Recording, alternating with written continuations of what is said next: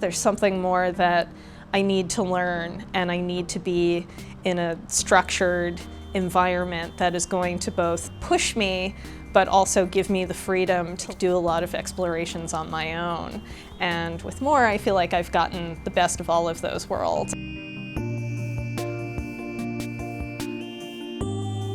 The degree programs are distinct in their paths of study, but the thing that ties them all together is how is art concerned with the places in which it is produced, consumed, circulated, and experienced. And so those places define the art in some cases, and in other cases, the art really ends up defining the place.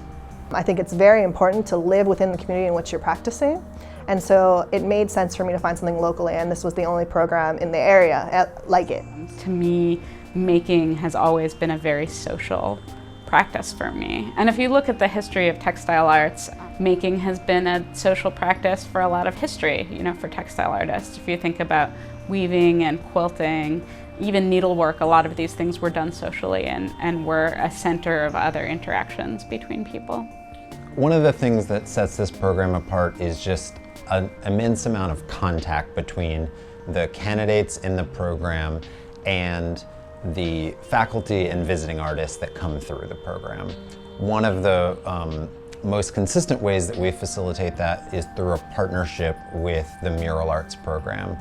Mural Arts is a 30-year-old public art organization in Philadelphia that is really in a phase of expanding what they do and what they consider to be public art. And getting to work directly with the Mural Arts program has been wonderful, seeing immediately in this community the impact that a more socially engaged project has transformed individual communities. I think one of the strongest parts of the program have been the outside artists that we're interacting with. In all of our classes, we've had artists with really diverse practices at really different points in their career come in, interact with us, talk about their work in a very intimate setting. All of these people are people that we're bringing into more to have critical conversations about how art can change the world. We're getting to see a lot of examples of artists who are working with research, who are working with data. Every single class informs each other, and I find every single reading in contemporary art having to do with my classes in social practice, having to do with my mural arts case study, having to do with my own studio and one-on-one with different art critics that come in. Everything influences each other, and I'm always talking about things that we talked about in another course. So it's just kind of been a hotbed of thinking about all these issues about who am I doing this for? What makes it successful? What is morally correct? And I realized that these practices, social practice, community practice, participatory art, all of this kind of covers a bunch of different disciplines. It's not just art. It's a little bit of urban planning. It's a little bit of social work. It's a little bit about education and teaching. And you kind of become a jack of all trades, but it's more than just that, because you as one individual can't do this on your own. It's networking, it's getting to know the people developing grassroots efforts in the area, and you become a constellation. One of the most exciting parts is getting to look out there and find faculty that can support the kinds of students that we want to get into the program. Are people that, on the one hand, are very kind of confident in their abilities as makers and creators, but that they're also people who have a practice that is engaged in the world around them. Some of the kinds of artists that we're bringing on are people that have hybrid kind of identities where maybe they spend half their time working for a neighborhood organization as a community organizer, but then they also spend half their time doing exhibitions in museums.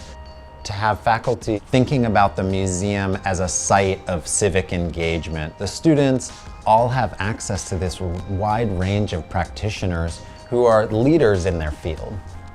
So at the end of every term, we bring all of the students from across the program together and all of the faculty, and we invite a visiting critic, and the visiting critic comes in and gives a cold read of this artwork that they've never seen before, they don't have any connection to it.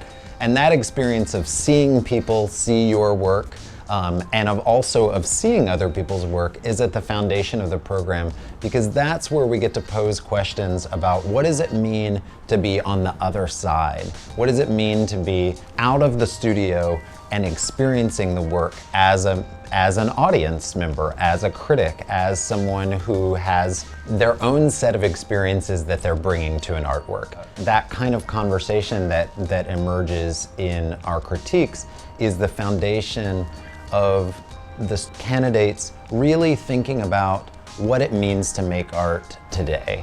I get to do it all here, and that's a dream come true.